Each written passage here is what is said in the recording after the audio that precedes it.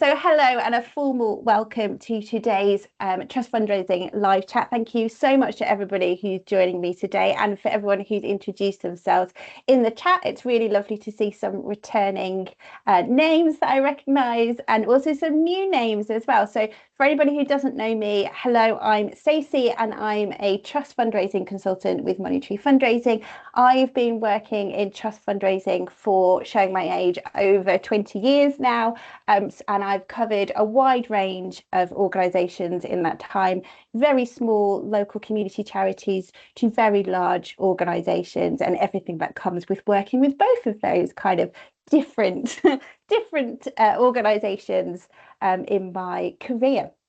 So what we're going to do today is have a good old-fashioned Q&A session. We don't do these very often in our Let's Chat sessions. What I normally do is pick a topic for us to talk about to kind of keep us on track. But I thought, as this is the last session before we break up for summer, and we won't be back again with our live chats until September, I thought a Q&A might be a nice way to round off this portion of our sessions for this year, for this half of the year.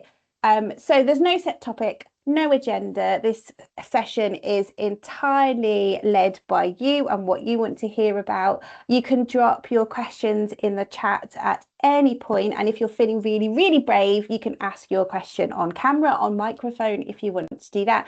Please don't worry about any of the questions that you're asking. Nothing is too basic, nothing is too niche, nothing is too specific. If it's something I can't answer, I can always come back to you with an answer to a question, but I'm sure there is somebody amazing in the chat that will be able to help and support.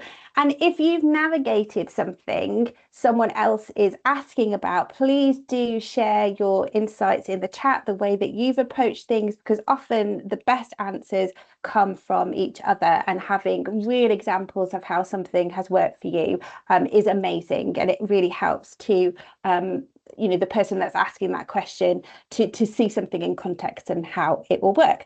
We will try and cover as much ground as we can in the next hour. If there's anything that I don't get round to answering, I'll try and add it on to the end of this video, or contact you separately with an answer. So hopefully we won't miss anything out at all.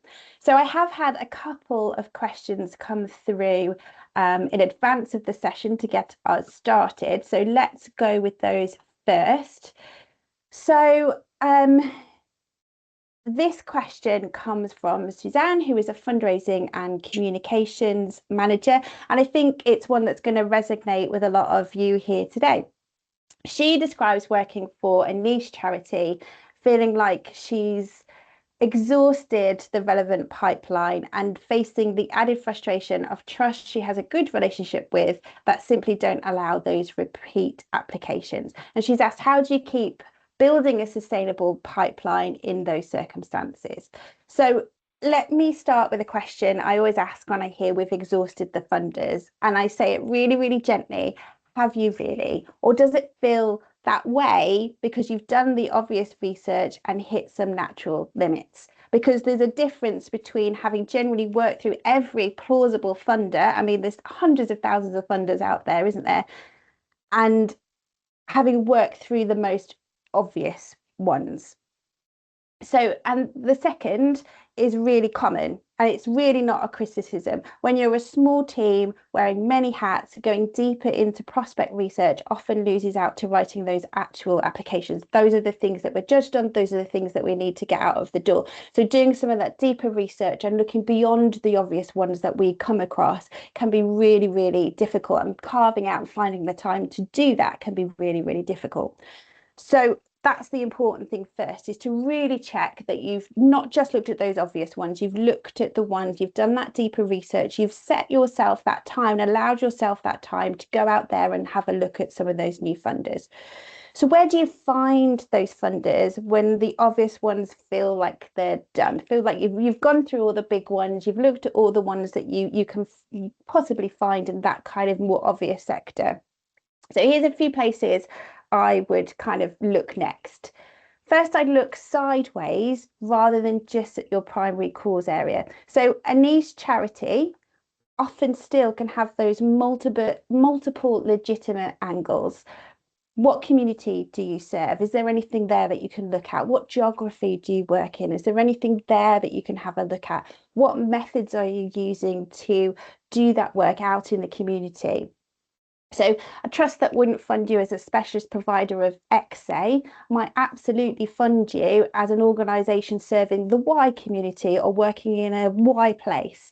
So it's worth consciously mapping those different angles and researching funders for each additional angle that you come up with. So don't always just look at your kind of, I guess I use the word obvious again, but that obvious kind of route into the work that you're doing. Have a look at what else the consequences of your work might do to help find those different angles that you might be looking for. So say if you're working with youth education, for example, there might be some mental health things that you can look for there. Is any of that education that you do outdoors? Could you have a look at it from that angle? Is it with very, very young people, or is there some early years things that you can do? It's those layers that actually make up your work could all be fundable if you kind of look at the different consequences of what you're doing and the different impacts of what you're doing might just broaden out your area of looking at trust that might support you. And then don't overlook those smaller and newer trusts. Um, a lot of prospect research focuses on the established and well-known foundations. Those are often really, really oversubscribed, so the competition is high, but some of those smaller trusts and those recently established foundations can be less competitive and they can be more open to that kind of relationship-based approach, which can work really, really well for a niche organisation like yours, Suzanne. So have a look at the Charity Commission. You can search on there and you can look for newly registered organisations. You can start doing your research there and have a look at some of those ones that might be at the early stage of what they want to do. So might not necessarily have kind of set ideas about the organisations they want to support. So you might be able to get in there early and start talking about the work that you're doing, especially as a niche organisation that really might prick their interest if they haven't got set ideas, and start building that relationship framework from the very, very start. And then thirdly, and this is on the specifically on that repeat application issue, it's worth understanding exactly what no repeat applications means for each trust. Some mean no repeat application in the same funding round, some mean a gap, maybe 1, maybe 2 years now. I'm seeing that come through quite a lot as well, that you have to leave a 2-year gap to try and kind of even out how many applications that they're receiving to make it a little bit easier on them. Some means no applications while you have a current grant that's live. Very few mean never again under any circumstances. So if you have those warm relationships, it's really worth checking the exact wording of that no repeat applications. And asking directly what that looks like in practice, because it's not something I come across very often in trust fundraising. All the other things we just mentioned, where you're looking at leaving a gap or you can't do it while you have an active grant, but I very rarely come off where you can't have any repeat applications at all, particularly if you've got a warm relationship. So I would definitely have that conversation with them. And see what the nuances is of that kind of wording.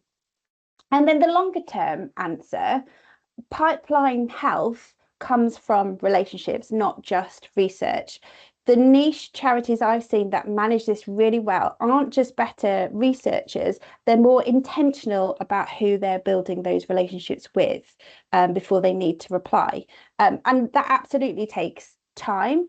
But if you're allowing yourself that breathing room to do some research, to build those relationships, you will ultimately have a better pipeline built with people who are more aligned to you and hopefully who are warmer to you as well.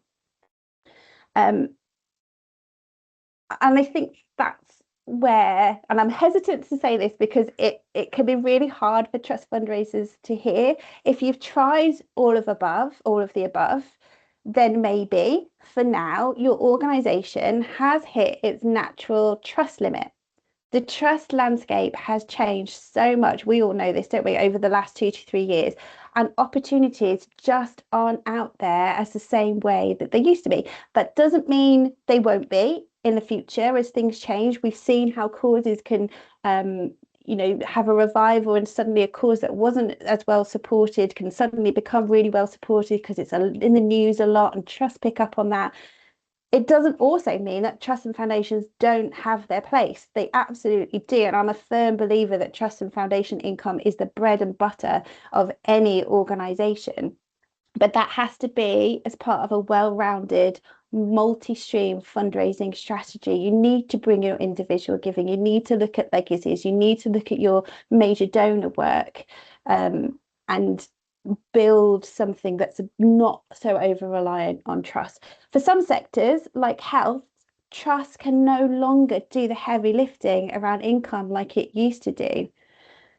So that's why having a robust pipeline that you treat like a working document with all your opportunities, your relationship planning, your income forecast that we've talked about, and all of the sessions that have come before this really comes into play and helps you have those often really difficult internal conversations around the limitations that we're now seeing on trust and foundations. So if you're not coming across lots and lots of organizations that you can apply for, and you've done everything that we've talked about, then you really have to start looking at, is what you're being asked to find for trust and foundations realistic?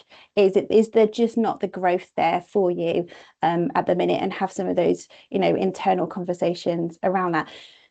Does that question resonate with anybody here today? What's worked for others when your pipeline feels a little bit thin?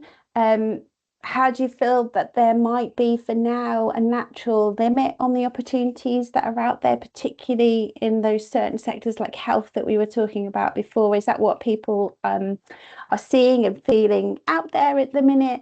I think, we're so used to, as trust fundraisers, really, really trying to find those opportunities for us, aren't we? We want to be putting that really good work out there, and it feels productive if we're putting a lot out there. But like I said, where I've seen it work really, really well is where we're slowing down to go faster. We're taking our time over that research. We're building our robust pipelines.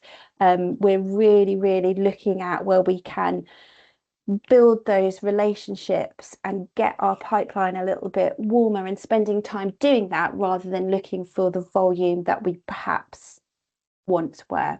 So I hope, Suzanne, that helps you and helps others that might be in a similar circumstance as Suzanne and her organisation.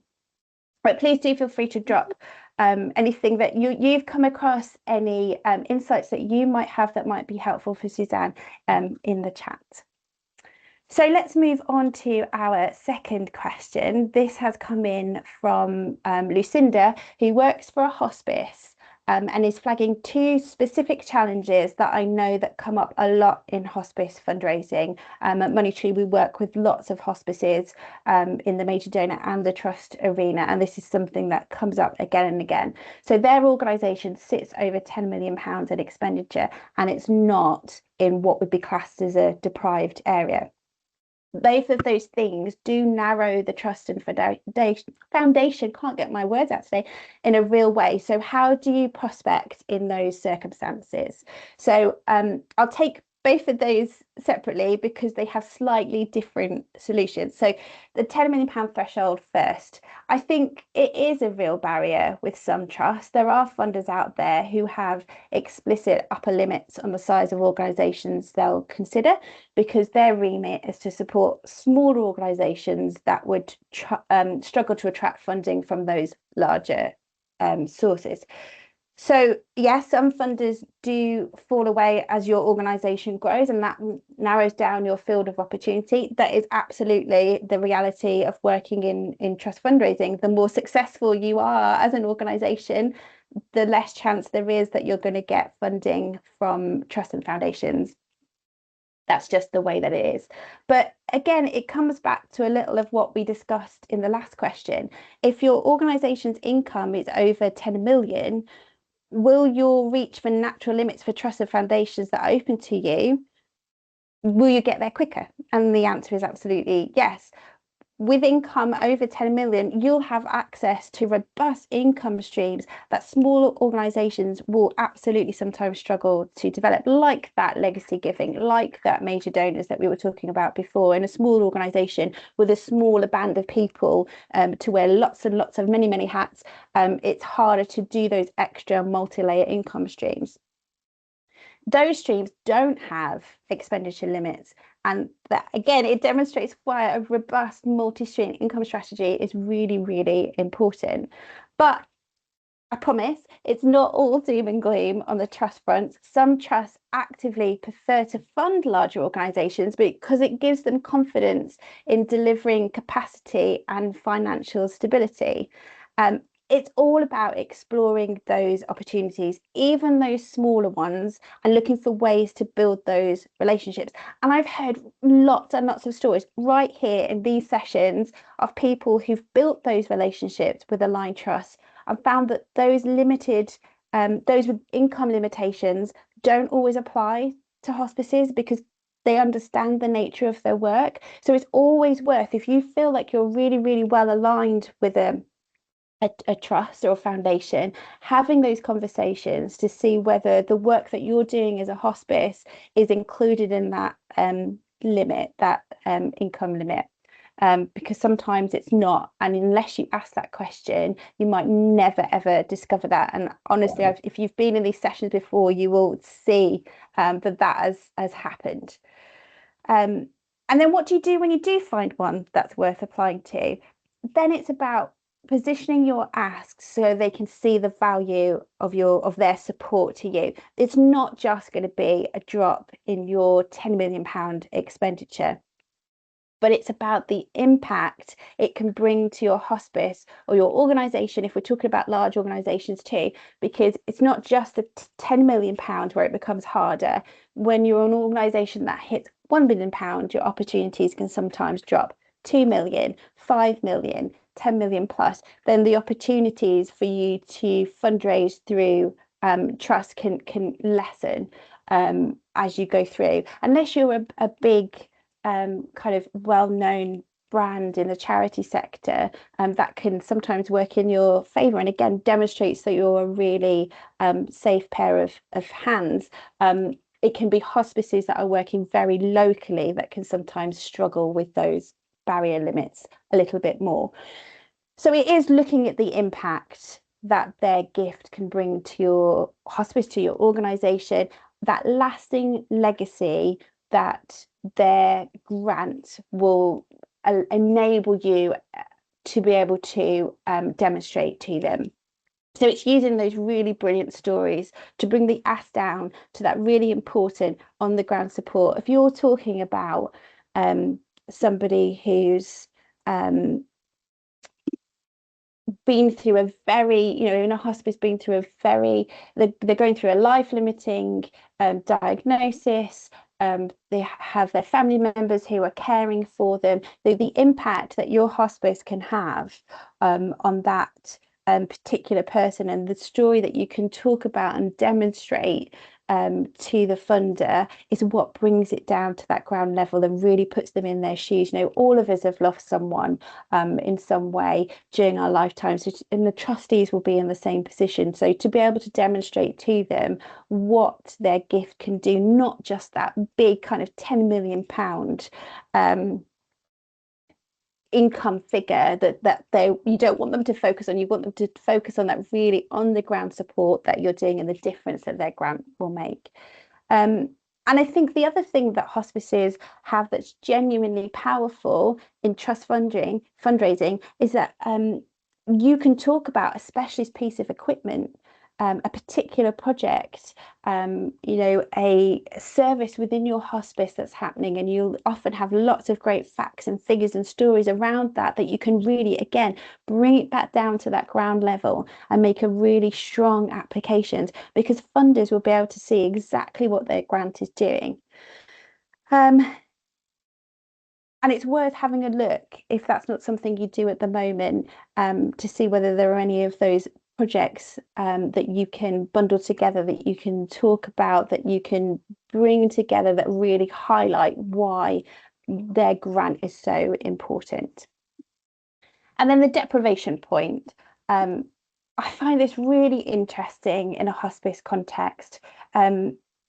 And if you can, I would, if you find a trust that's really, really well aligned with what you're doing, and it's just the deprivation thing that is maybe holding you back from making an application, as part of your relationship building exercise, I would gently, if you can, push back on that framing, because hospices primarily aren't about deprivation. They're about the need at the end of life that affects everyone, regardless of your postcode.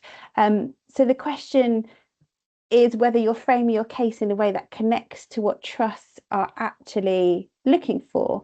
So some trusts do use that deprivation lens, but many, many more use need, access, equality, quality of life as criteria, especially when looking to support hospices. And you can all do that brilliantly. You can all bring that to the table.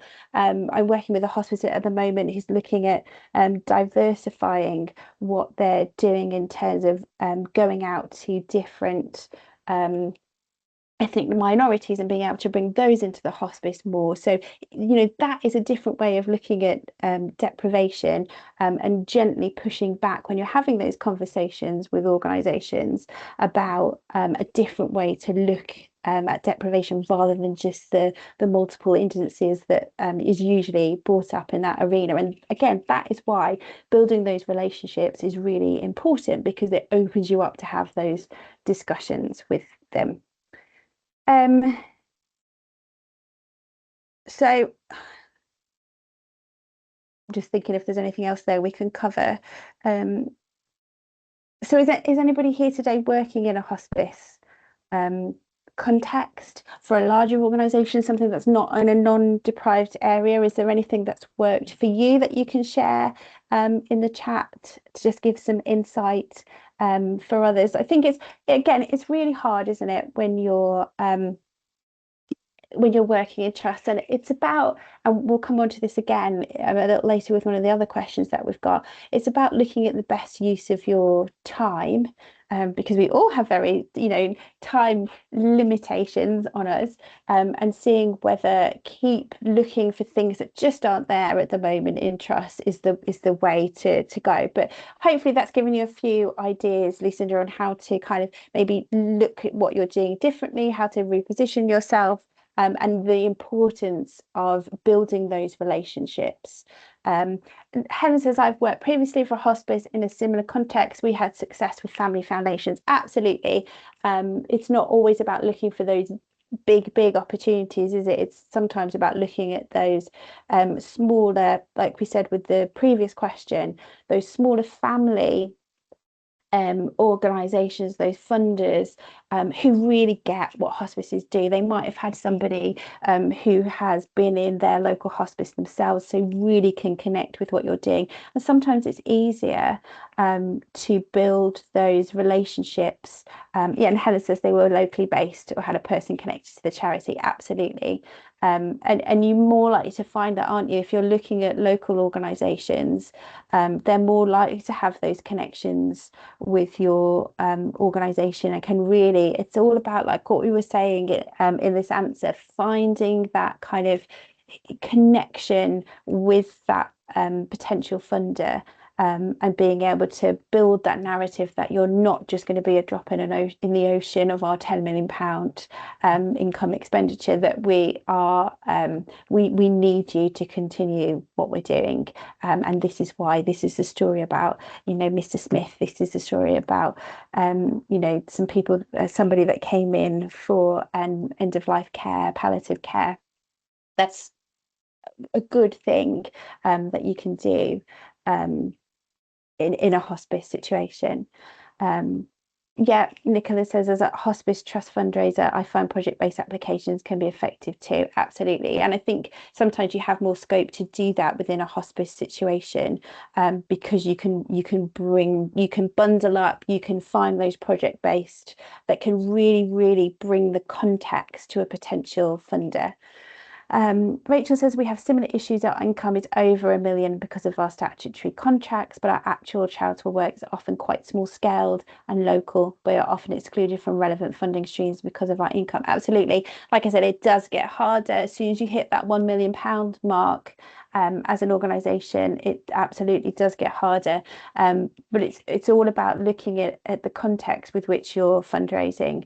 And if you're quite small scaled and local in the actual charitable work that you're carrying out, some of the suggestions in the chat and some of the things we've talked about, where you're looking at some of those really local funders who really are on the ground of nearby where you work, who can absolutely understand what you're doing, might be the way. And having those conversations with potential funders so you can get around some of those limitations that are placed on income is really, really important too. You know, we hear this a lot. If you've come to my sessions a lot, you'll hear a lot about me talking about building those relationships. That's absolutely the way that you need to do it. If you're coming across those limitations, building those relationships is even more important. So Lucinda, I hope that helped with that question.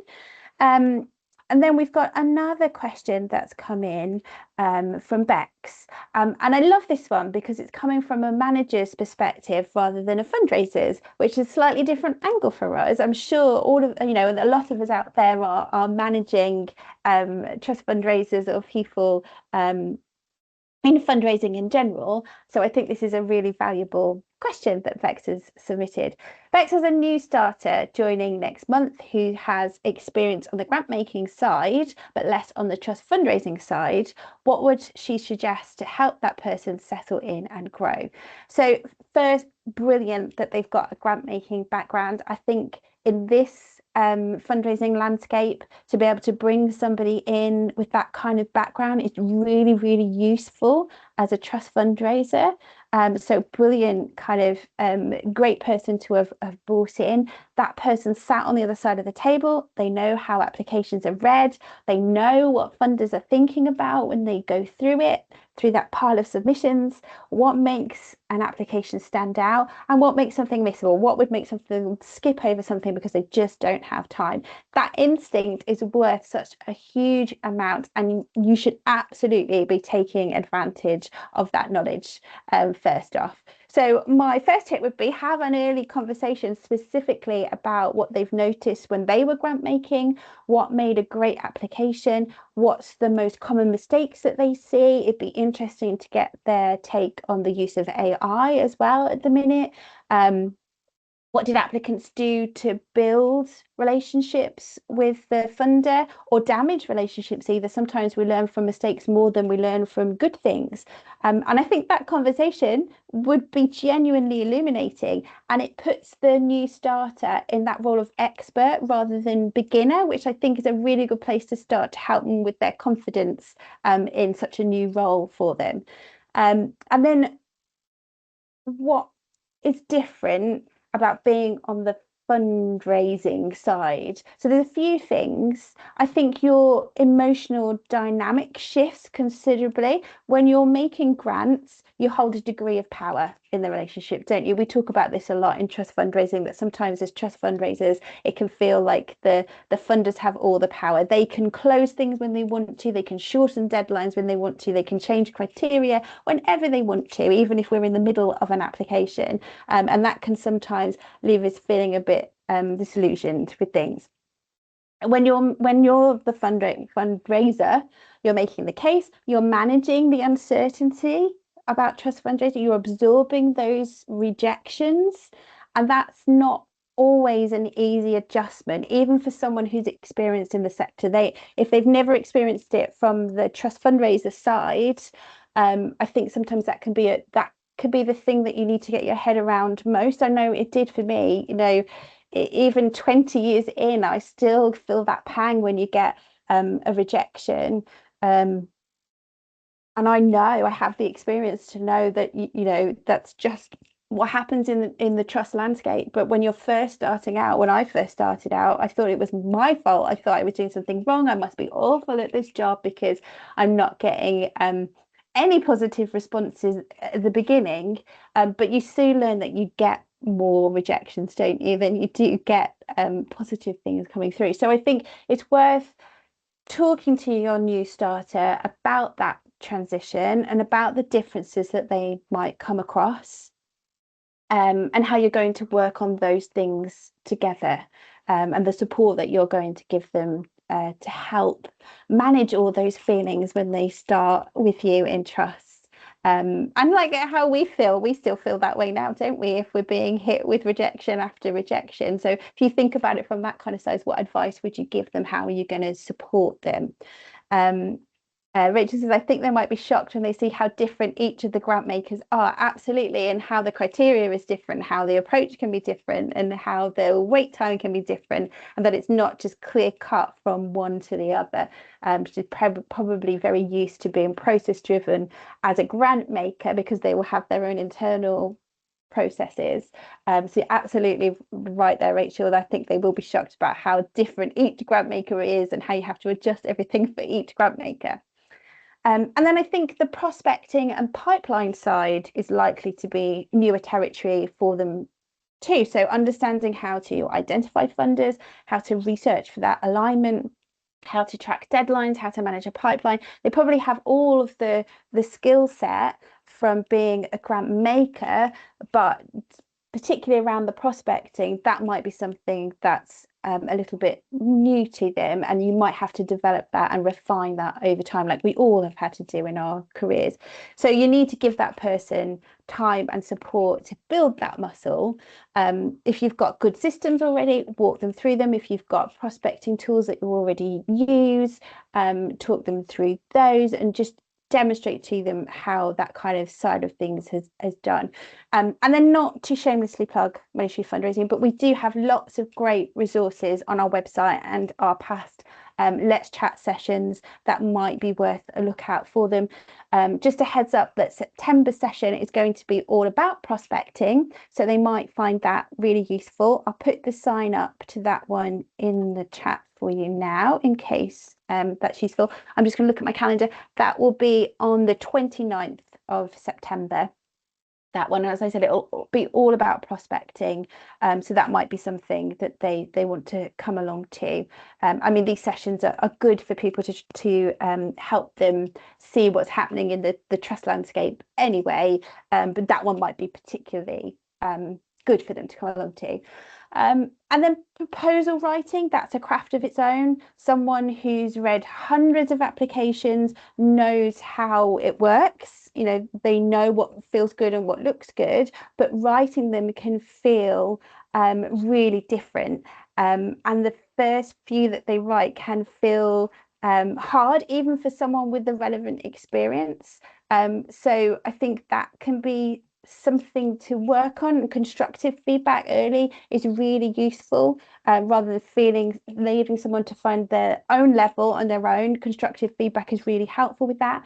I would ask, do you have a case for support they can use to familiarize themselves with your work and your language, how you talk about yourselves? If not, for me, a case for support would be a really interesting place for them to start building that case for support for you, putting together all that information into one document. It would really help them to get to know their new organisation really early on, and potentially talk to lots of different people they need to get that information, which would form a really good induction process. So that might be something to think about as well. Bex is here with us today. So she said, to be fair, we had a very open conversation at interview, and we shared some of exactly these thoughts, but some lovely extra elements to ensure she feels supported and that we combine our existing resources but allowing ownership too. Absolutely.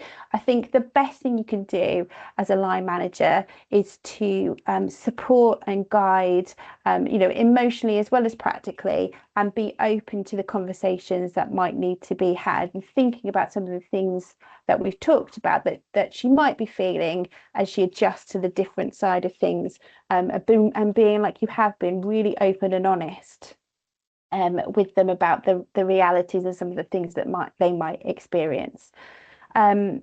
Shadowing, that's another good thing that you can do as well. Let them shadow some funder conversations, those relationship touch points, and see if there's things there that they can pick up from. Reading past applications is a really good thing. Everyone finds their own style, don't they? You take kind of the way that you talk about the organization into what you write, but everyone has a slightly different, I could give 4 people a case of support and they all write slightly different about the organization using the information that they have, because you all have your own writing style. But reading other people's applications, reading that case for support, really helps you to refine your own style, and that comes with time. Sometimes I will read something that I wrote even a couple of days ago and I will go, why did I write it like that? God, I wouldn't write it like that if I was doing it now. So we can develop and change our style, can't we, over a very short amount of time, let alone over a large amount of time. So it's allowing someone to have the room and space, which it sounds like you are going to do anyway. And then, like I say, point them towards communities like this, sessions like this, peer networks, sector resources. Trust fundraising can be really isolating, especially when you're new to it, and knowing that there's a wider conversation happening is generally useful. So joining our Trust Fundraising Hub on Facebook, we have these Let's Chat sessions. There's lots of resources in the trust fundraising world that will help them feel not so alone. And we have our huddle as well. I always forget about our huddle, which this month wouldn't be the right time because it's on the 30th of July, but we have another one on the 24th of September, and that's our co-working session on the Trust Fundraising Hub, for people just to bring anything that they're working on and ask questions about really, really specific things. So that's another resource that's there to help people that might be feeling a little bit isolated and alone. So Bex, I hope that helps. It seems like you've got everything in hand. It feels like you've made a really good decision there by recruiting this person to start next month. So I hope it works out brilliantly for you. And if they have any insights that they'd like to bring to our Let's Chat session, I'd be delighted to have a chat with them, because I'm sure what they'll bring to the table will be invaluable. Absolutely invaluable. And then the last question that I've had come through is from Ruth, who's a trust and foundations manager at an outdoor education centre for people with disabilities. She's coming across more and more smaller trusts with general charitable purposes, disability in particular listed as a supported area on their charity commission record, but no contact details and she's having a poor success rate to them. So how do you approach them, and is there a better way? So let's start with the charity commission record point, because I think a lot of times it can sometimes be misinterpreted or get a little bit lost. When a trust registers with the Charity Commission, it lists its charitable objectives, and these can often be written very broadly, sometimes absolutely decades ago, to give the trustees maximum flexibility on what they're going to do. So disability appearing on that record doesn't necessarily mean they actively fund disability work, or that they've done so recently, or that it's a current priority. It means at some point the trust was constituted in a way that permits it. So those are and can be very different things. So although the Charity Commission record is a really good starting point, and identifying those that have that disability flag there is a good place to start when you're looking at an absolute kind of hundreds and hundreds of records, it's a way of narrowing it down. It's not necessarily always a signal of intent to give to people who are organisations who are supporting disabled people. Especially for smaller organisations, what they actually fund in practice can be quite different from what their objectives technically allow them to do. So the first thing I'd suggest, and I'm sure this is something, Ruth, that you're already doing, but for those that maybe are a bit newer, is to really have a deep dive into their accounts. Now, not all small trusts are going to have their accounts on the system, and we'll cover that a little bit later. But if they did, just because of the nature of how small some of them are, have a look at their accounts, particularly the trustees report, and look for that grants list. That will tell you far more than the Charity Commission record necessarily will do. Who did they actually fund last year? What kind of organisations? What kind of work? What was the grant sizes? If disability organisations don't appear anywhere in the recent grants list, look through the last couple of years. That's really useful information, regardless of what their objectives say. So it's really important to do that secondary check as well. And I'm sure, like I said, that's something you're doing, Ruth, but for others, using their accounts, if they're available, is really, really a good way of finding insight. The no contact issue, it's genuinely frustrating, isn't it? Because if someone's general but has that disability and you think there might be a way in and you want to do everything that you're being taught to do, that you know is the right thing to do, is finding those contact details to make contact, and then finding out a little bit more about what they want to do. It's increasingly common with smaller family trusts that are particularly administered by the families themselves. They don't have that buffer between the trustees and themselves with the administrator. They're doing it all themselves. Some of them simply don't want to be approached directly. That's a deliberate choice. They don't want to be overwhelmed by what they're receiving, although they probably are. If you look at it the other way, by not having a contact point, people are probably submitting all sorts of things that they vaguely think fit, which is probably causing them an issue the other end. For those trusts that don't have any contact details, a cold written application to the registered address is often the only route in. The only other thing you could do is have a look at the trustee names and do some network mapping, see if you can find them on LinkedIn, see if you can find any information about them at all. But you're often kind of getting just the name, unless you can find them on the oh God, the name has gone completely out of my head, on the register of businesses. It will come to me, I'm sure, after I finish this session, what the name of that register is. And then you can potentially find out a little bit more information about them, if they're a managing director anywhere else, if they're a trustee of anywhere else. That might just Companies House, Liz. Yes, thank you so much. That name just completely went out of my head there. Yes, Companies House. If they're registered on Companies House, that might lead you to some more information, and have a look at it, and see if you can find some way in that way that might just lead you to a warmer way in that you can then network better. But I think what I would say is, if you're not having any success with these smaller trusts that are very, very general, then I would ask myself whether these trusts are worth pursuing at all. And my honest answer, some of them are and some of them aren't, particularly the ones that don't have any accounts. If you have no information to go on whatsoever, you don't have their accounts, Companies House isn't throwing anything up, then I would really step back and ask myself whether these are the right trust to go after now, or is it better to redirect my time to something warmer, something more aligned? If the accounts are showing active, relevant grant making, reasonable grant sizes, no obvious reason why your work wouldn't fit, then a well-crafted cold letter is absolutely worth sending. If you found that's tiny way in. But I would really take a step back with these ones and ask myself if they are genuinely worth your time and effort, especially if you're not seeing those results. We've talked about this a lot, haven't we, in the Let's Chat sessions? And I will say it again, it's genuinely where I'm seeing organisations make the best use of trusts and foundations is where they have a slimmed down, really well-aligned pipeline with chances to create relationships.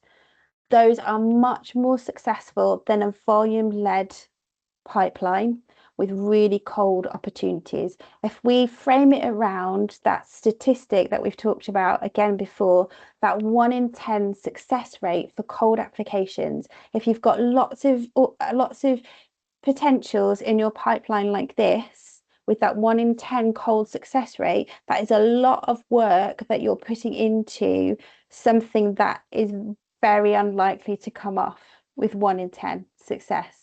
So you really have to think about, should I be spending my time pursuing these ones where then don't feel like they're a great fit? The ones where you do find that way in and they might be a good fit, absolutely worth sending them a cold. And then it's up to you how long you want to keep pursuing that, depending on what else you've got in your pipeline that is a lot warmer or can be warmed up.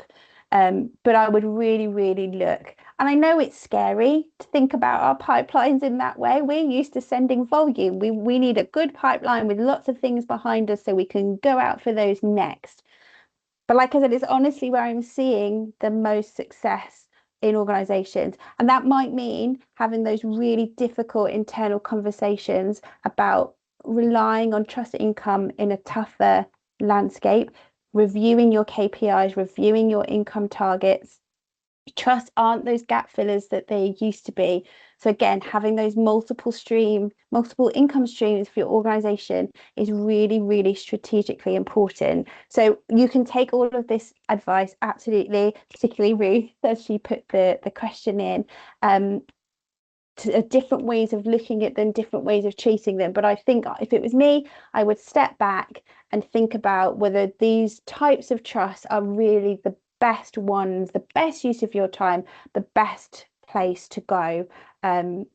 Unless you've got a huge team of people or team of volunteers that can work on some of these lower level ones potentially, I would look at where's best to spend your time would be the first thing that I would do, and then have a look at some of the things that we've talked about. And as Ruth says, I do trawl the accounts, but I hadn't thought about Companies House.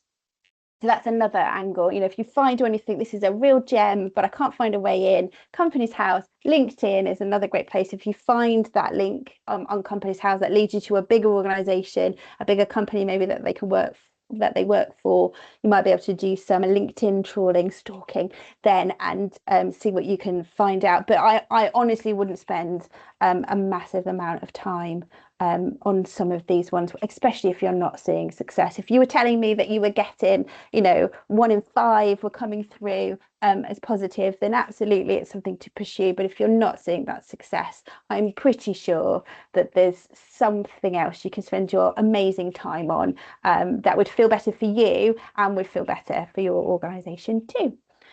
So I hope that helps, Ruth, and helps anybody else that's in that same situation. It's really hard, isn't it, as trust fundraisers to be brave and to think about going out there for less, but doing that better.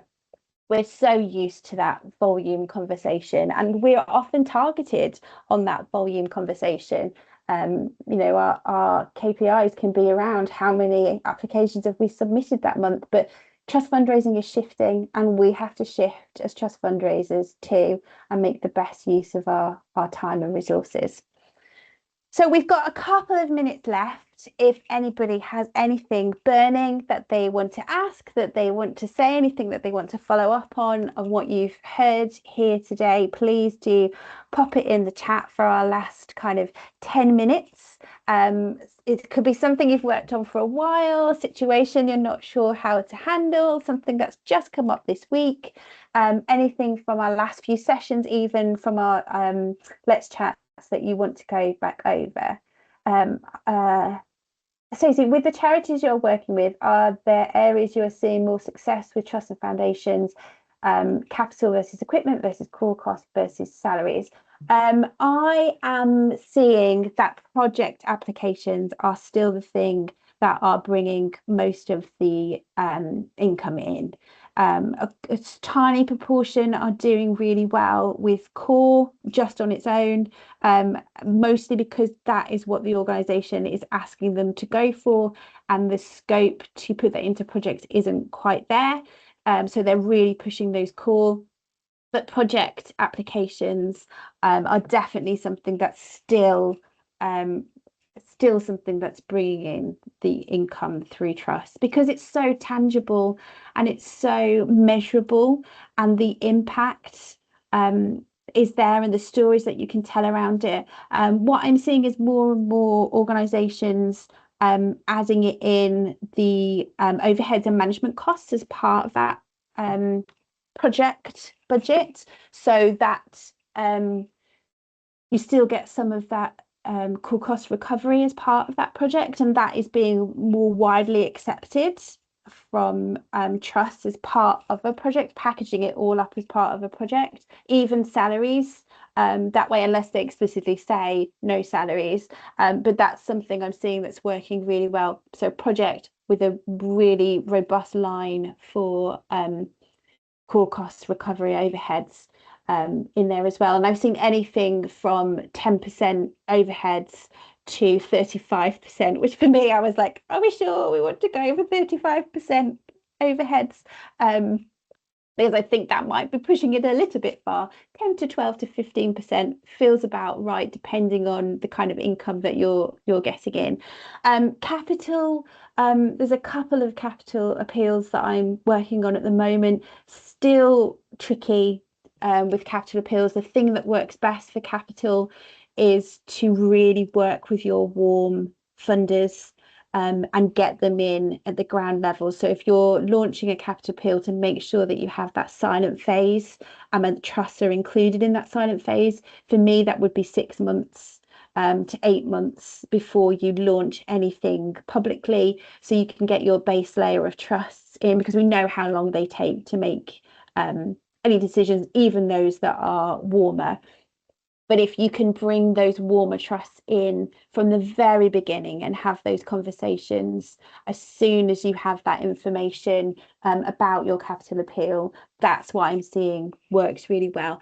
It's really hard to get cold funding for capital, and certainly fundraising for a whole capital appeal project just from trusts and foundations is near on impossible at the moment with the landscape, unless you have lots and lots of those warm organizations that you can go back out to. Salaries, again, included as part of the project costs, are often being really successful. Salaries on their own, I'm seeing more and more that that's excluded, that you can't have salaries in there. So then it's looking at how to package things up as a project and get around it being a particularly salary cost. So you can say the cost of providing a well-being session, you know, which includes that salary cost, which includes some overhead costs, which includes some stationery, you know, whatever it takes to run that well-being session costs us £300 per person, and you can work it like that. So then you're making a contribution towards your core cost, towards the salaries in that £300 cost. So it's sometimes it's about the way that you package things up. So I hope that helps, Sophie. Unfortunately, projects are still the winners, as much as I wish it was more core cost, because that's what everybody needs. Trust has never been great for core costs. In all of my 20 years, project cost has always been the thing that attracts trusts, unfortunately. So we've got 5 minutes left if anybody's got anything else that they want to ask before we finish today. Thanks so much for everything that you've asked so far, and everyone who submitted a question before today's session. It's really interesting to know what you're all thinking about and going up against, and the different situations that you are all handling at the moment, and handling amazingly well. You're all doing amazing things in a very, very tough landscape at the moment. But thank you so much for your time today, especially the people who have taken the time to pop their insights into the chat as well. I think that really, really helps just bring some context to everything. Our next Let's Chat Trust Fundraising is on the 29th of September. So we're taking a break for August, because I know everyone will be out on holiday. I'm just popping the link to sign up to that in the chat if anybody needs that. And then again, we've got the huddle, which takes place in the Trust Fundraising Hub over on Facebook.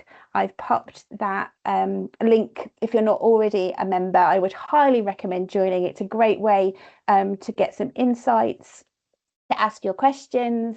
I often hover around in there to try and answer your questions too. So if there's anything you want to ask me, you can absolutely ask me that over there. The huddle in particular is our co-working session. So if there's something that you have that you need a little bit of extra support with, or you just want to work alongside someone virtually, I know what it's like when you work from home or you're a team of one, and you just need some extra support or a voice that you can chat to as you work.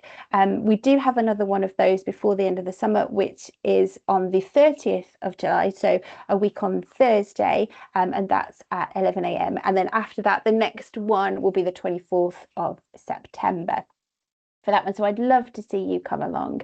But in the meantime, if you want to connect with me, if you have any questions that we didn't get round to answering today, or you'd prefer to have a little one-to-one chat with me, please use any of the methods that you see on the screen, or drop me a note. You should all have my email address from the messages that I've sent you this morning with the joining instructions, or hop over onto LinkedIn. I do try and share bits and bobs on LinkedIn, and you can always direct message me on there as well. So thank you so much for your time today. It's been great to hear all of your questions, and I really appreciate your time. Have a fantastic rest of Tuesday, and if I don't see you in the huddle, I will see you in September. Have a lovely summer, everyone. Take care. Bye, everyone.